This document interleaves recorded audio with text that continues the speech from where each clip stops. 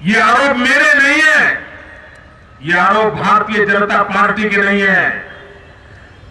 भारत सरकार का एक संवैधानिक इकाई CAG, अकाउंटेंट जनरल की इतनी बड़ी संवैधानिक पोस्ट, CAG का अभी रिपोर्ट आया है और CAG का रिपोर्ट हिंदुस्तान में बड़ा महत्वपूर्ण होता है। उस CAG की रिपोर्ट में सवाल उठाया गया है, भारत सरकार की, डॉक्टर मनमोहन सिंह की सरकार की तिजोरी में से 50,000 करोड़ रुपया खो गए हैं। 50,000 crore rupees, 50,000 crore rupees are missing. There is no account at all. Who is responsible? और CAG ने उनको पूछा कि 50,000 करोड़ रुपए कहां गए? मनमोहन सिंह जी की सरकार जवाब नहीं दे रही है।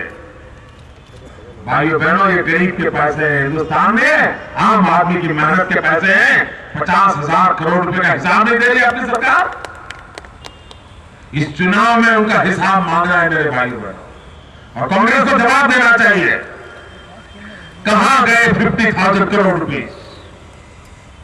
कोई जवाब नहीं दे रहा है। जब अडवाणी जी ने कहा कि डॉक्टर मनमोहन सिंह जी वीक प्राइम मिनिस्टर है, उनको बुरा लग गया, बौखला गए, लाल पीले हो गए। पूरी कांग्रेस, क्या इस देश के प्रधानमंत्री की आलोचना करोगे? क्या इस देश के प्रधानमंत्री की आलोचना? क्यों भाई, क्या आप चुनाव नहीं लड़ते इसलिए आलोचना भी नहीं हो सकती क्या? अच्छा, उन्होंने चुनाव लड़ना चाहिए, लोकसभा जीत करके प्रधानमंत्री बनना चाहिए, नहीं बनना चाहिए भैया? चुनाव लड़ने को तैयार नहीं, वो राज्यसभा से जाए, लेकिन आलोचना भी ना हो। ये कैसे लोकतंत्र की परिभाषा है?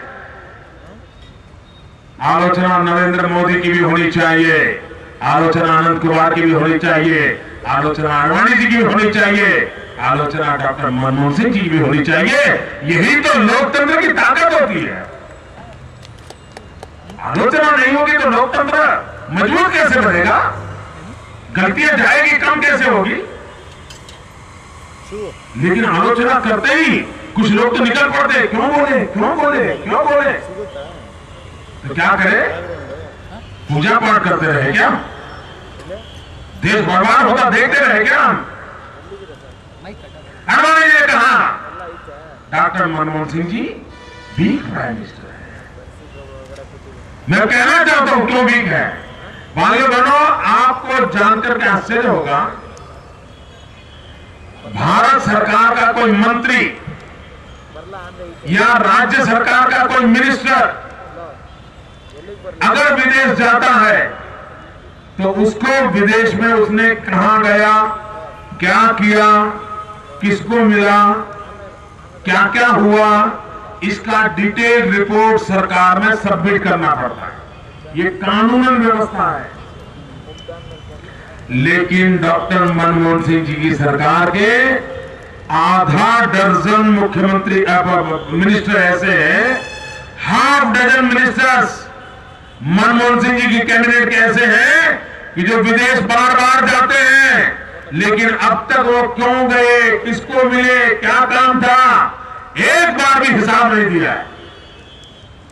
और ये बेचारे चुपचाप बैठे हैं, कुछ नहीं कर पा रहे। उनको जवाब देना चाहिए, जवाब नहीं दे रहे। क्यों गए थे विदेश, क्या कारण था? और ये मंत्रियों को भी ऐसा क्या छिपाना है कि जो बता नहीं पा रहे तो विदेश क्यों गए थे?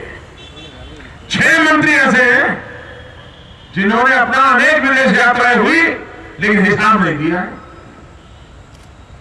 क्या दिल्ली की सरकार से हिसाब मांगना चाहिए, नहीं मांगना चाहिए?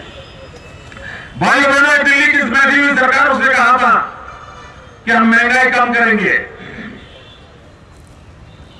क्या महंगाई कम हुई? महंगाई कम हुई? अरे अटल बिहारी वाजपेयी जहां महंगाई छोड़ के गए थे,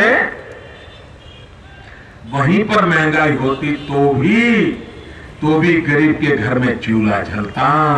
लेकिन इन्होंने तो महंगाई इतनी बढ़ाई है, 2 गुना 3 गुना महंगाई बढ़ गई, गरीब के घर में चूल्हा नहीं जल रहा है। मित्रों, गरीब का बच्चा रात को रोते रोते रोते बिलखते बिलखते आंसू पी करके सो जाता है, और ये दिल्ली की सरकार की नींद नहीं होती है।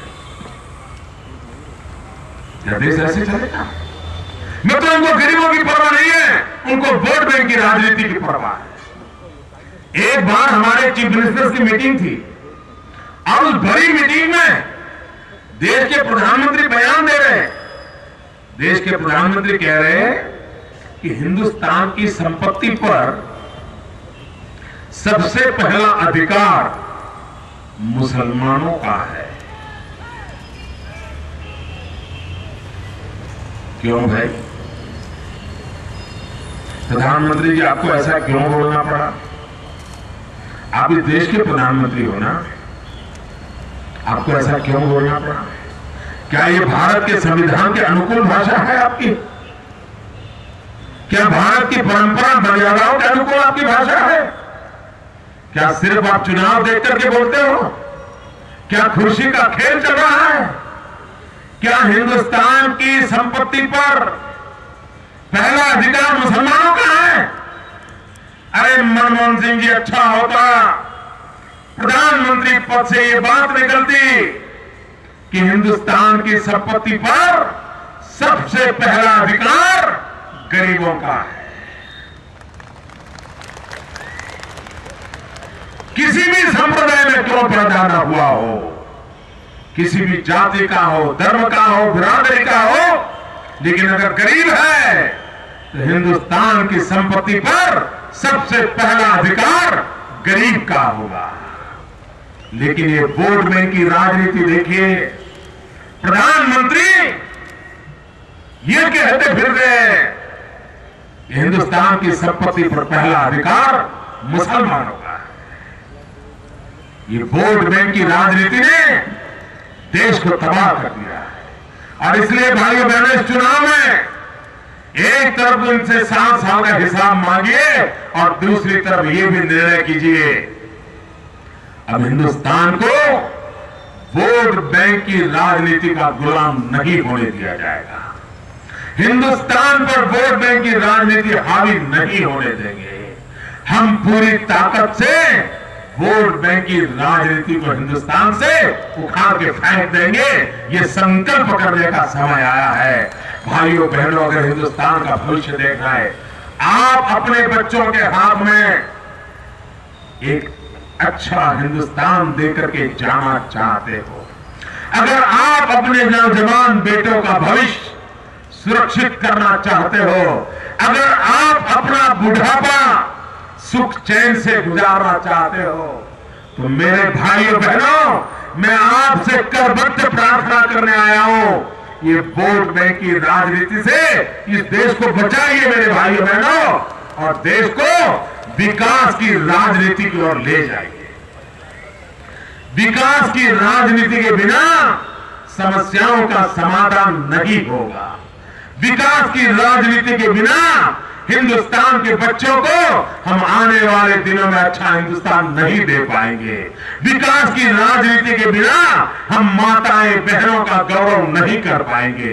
विकास की राजनीति के बिना हम हिंदुस्तान के नौजवानों का भविष्य सुरक्षित नहीं कर पाएंगे। और इसलिए समय की मांग है, विकास की राजनीति को अपनाया जाए। गुजरात जीता जाता उदाहरण है।